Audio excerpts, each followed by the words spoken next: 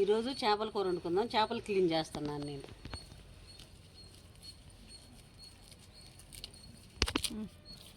ఇట్లా శుభ్రం చేసుకుంటామండి. శుభ్రం చేసుకున్నాక దీన్ని ఎక్కువసేపు కడిగే పని కూడా ఉండదు. శుభ్రంగా తోమేసుకుని చక్కగా చేసుకోవచ్చండి. శుభ్రంగా చేసుకుని కడుక్కుని నీట్గా చేసుకుంటామండి. వీటిని నేను నా స్టైల్లో ఇట్లా చేస్తాను.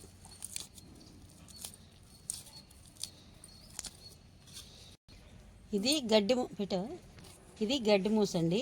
ఇది కూరకు చాలా బాగుంటుంది. శుభ్రంగా నీట్గా శుభ్రం చేసుకుని కూర చేసుకుందాము.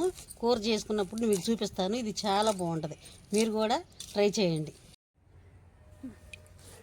నేను శుభ్రంగా చేశానండి. ఇది శుభ్రంగా కడుక్కుని దీన్ని ముక్కలు కోసుకుందాము అండి. తెల్లగా రుద్దితే ఇంకా బాగుంటుంది.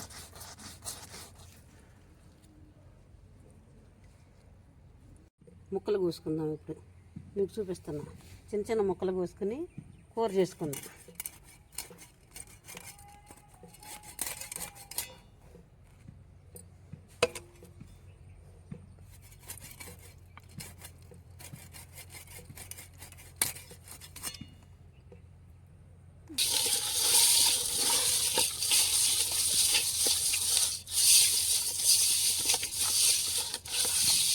ఇప్పుడు ఉప్పేసి రుద్దుకుందాం. ఉప్పేస్తున్నాను.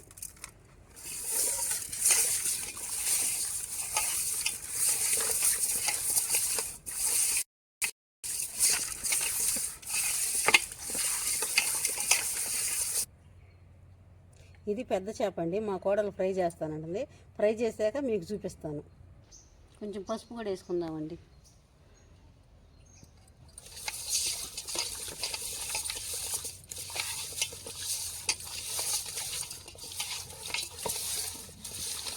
శుభ్రంగా కడుక్కున్నామండి. ఇవి శుభ్రంగా కడిగేసి నీట్గా కూర చేసుకుందాం. ఈరోజు ఈ చేప శుభ్రంగా కడుక్కున్నామండి. కూర చేసుకుందాము. కూర చేసుకున్నాక మీకు చూపిస్తాను.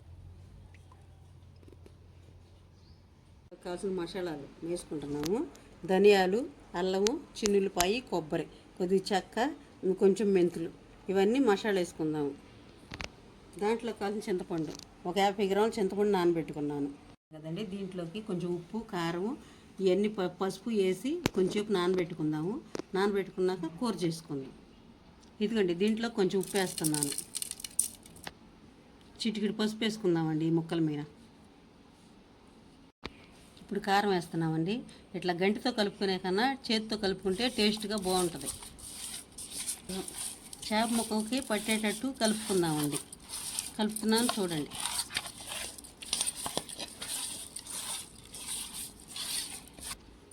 ఇట్లా కలిపేసుకుని ఒక 10 నిమిషాలు నానబెట్టుకుందామండి. మీకు ఇప్పుడు దీంట్లోకి కావాల్సినవి వేసుకుందాం. ముందు నూనె వేస్తున్నాను.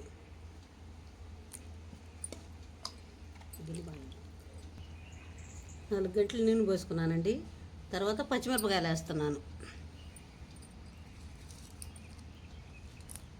ఉల్లిపాయలు వేసుకుంటున్నానండి.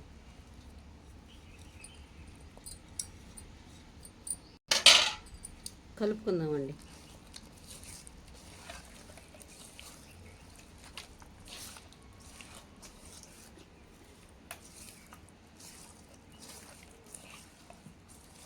ఇప్పుడు చింతపండు పులుసు వేస్తున్నాను.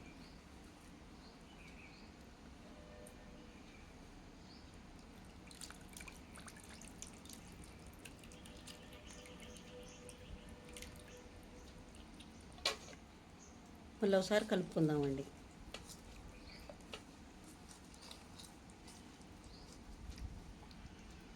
కొంచెం నీళ్లు పోసుకుందామండి. ముక్క మునిగే వరకు నీళ్లు పోసుకుని చక్కగా ఉడకబెట్టుకుందాం. ఉడికాక నేను మీకు చూపిస్తాను. మళ్ళీ దీన్ని ఇలా తీసుకెళ్ళి స్టవ్ మీద పెట్టుకుందామండి. ఉడికాక మళ్ళీ నేను మీకు చూపిస్తాను. ఇప్పుడు కూర తీసుకెళ్ళి పొయ్యి మీద పెడుతున్నానండి. కొద్దిసేపు ఉన్నాక కూర ఉడికాక మసాలా వేద్దాం. మసాలా వేసేటప్పుడు నేను మళ్ళీ మీకు చూపిస్తాను కదండి. ఇప్పుడు నేను మసాలా వేసుకున్నాను. కూరలో వేసుకుందాం, చూపిస్తారండి. చేపల కూర ఉడికిందో లేదో చూద్దాం రండి. ఇది సగం ఉడికిందండి. ఇప్పుడు మసాలా వేసుకుందాము.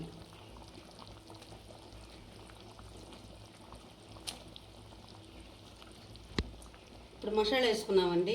ఇది ఒకసారి తిప్పుదాము. అండి ఒకసారి కలిసేలాగా. ఇప్పుడు ఇది మసాలా వేసుకున్నాండి, కొంచెం కలిపి తిప్పేసుకుందాము. తిప్పేసాక కొంచెం ఉడకబెట్టినాక నూనె పైకి తేలేదాకా ఉంచుకుని అప్పుడు కట్టేద్దామండి. కరివేపాకు వేసుకున్నాం, చూపిస్తున్నాము. కొత్తిమీర కరివేపాకు వేస్తున్నాను చూడండి.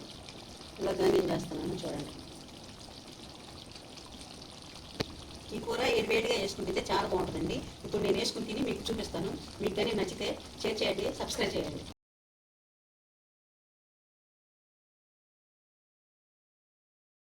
వేడిగా తింటే చాలా బాగుంటుందండి. చూడండి పొగలు వస్తుంది. కొంతమంది చేప కూర ఆరిపోయాక తింటే బాగుంటుంది అనుకుంటారు, కానీ వేడిగా ఉంది. వేడిగా తింటేనే చాలా బాగుంటుంది. చూడండి పులుసు కూడా వేస్తున్నాను చూడండి.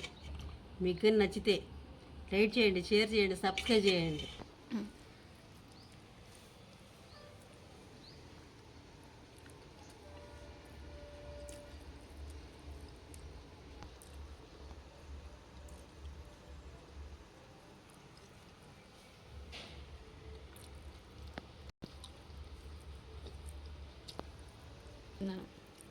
మొక్క కూడా చూడండి చాలా బాగా ఉడికింది.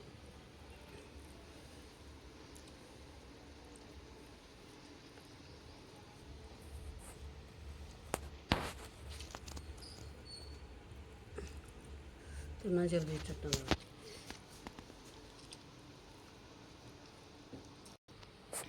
ప్లీజ్ అండి, మీకు కానీ ఈ కూర నచ్చితే లైక్ చేయండి, షేర్ చేయండి, సబ్స్క్రైబ్ చేయండి.